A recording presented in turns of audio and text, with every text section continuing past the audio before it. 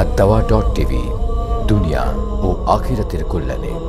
পরের প্রশ্ন, উনি সিলেট থেকে ঢাকা আসছেন, গাড়িতে আছেন, এখন প্রতিমধ্যে আত্মীয়র বাসায় এখানে তিনি যে সফর করবেন এই সফরে তার টার্গেট যেখানেই থাকুক সেই টার্গেট তার বাড়িতে যাওয়ার আগ পর্যন্ত তিনি যদি কোনো শ্বশুর বাড়িতে বেড়াতে যান, মামা বাড়িতে বেড়াতে যান, সেই জায়গাগুলো কিন্তু তার সফরের মধ্যে, তিনি ততক্ষণ পর্যন্ত মুসাফির অবস্থায় থাকবেন।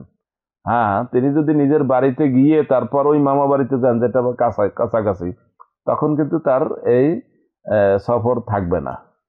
কিন্তু তিনি যদি সফরের মধ্যেই বিভিন্ন ঘাটে ঘাটে বেড়াতে যান, কিন্তু তার সফর শেষ হয়নি, সেই ক্ষেত্রে তিনি সফরের মধ্যে থাকবেন।